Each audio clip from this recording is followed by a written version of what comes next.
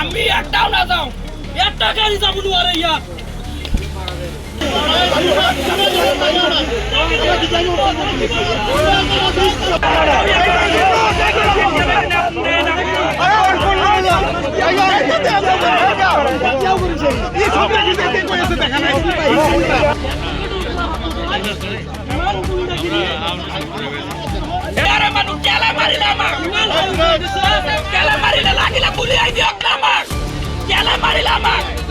আমি একটাও না যাবো এরপরে লাগিলা পুলিশ করে দিও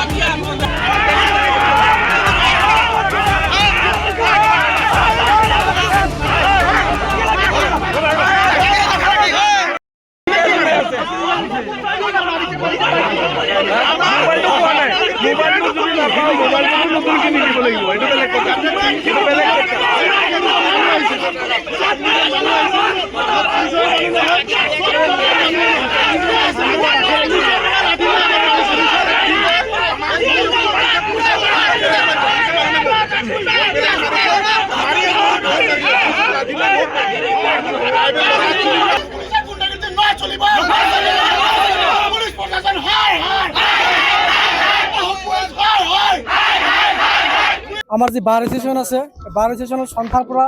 পশ্চিমবংগত তেখেতসকলে যি এক ভোজৰ আয়োজন কৰিছিল তাৰ পৰা তেওঁলোকে অসমলৈ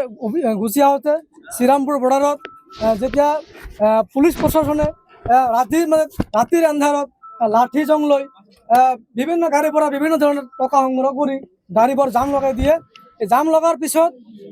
গাড়ীবোৰ এম্বুলেন্স তথা বহু যাত্ৰীবাহী গাড়ী ইয়াত ৰখিবলগীয়া হয়। ইয়াতে বাৰ ষ্টেচনৰ পৰা ৩-৪জন ব্যক্তি নামি আহি পুলিচ প্ৰশাসনৰ লগত কথা পাতি গেট মানে ছাইডত ৰখাৰ কাৰণে অনুৰোধ কৰিছে, কিন্তু তেওঁলোকে কৰা নাই। তেওঁলোকে এইখিনি সহায় নকৰি তেওঁলোকে ওলোটাকৈ আমাৰ এই যি এডভকেটসকল তেওঁলোকৰ ওপৰত এক লাঠিৰে তেওঁলোকে কোব আৰম্ভ কৰিলে। অলৰেডি আমি দেখিবলৈ পাইছোঁ মূৰৰ কঁকালৰ পৰা তেওঁলোকৰ ৰক্তপাত ওলাই আছে, কোনোবাৰ হাতত লাগিছে আৰু লগতে আমি এইখিনিও প্ৰত্যক্ষ কৰিব পাৰিছোঁ যে এজনী মহিলাক মানে প্ৰশাসনে শ্ৰীৰামপুৰ প্ৰশাসনে কিন্তু এই মহিলাৰ পৰা মানে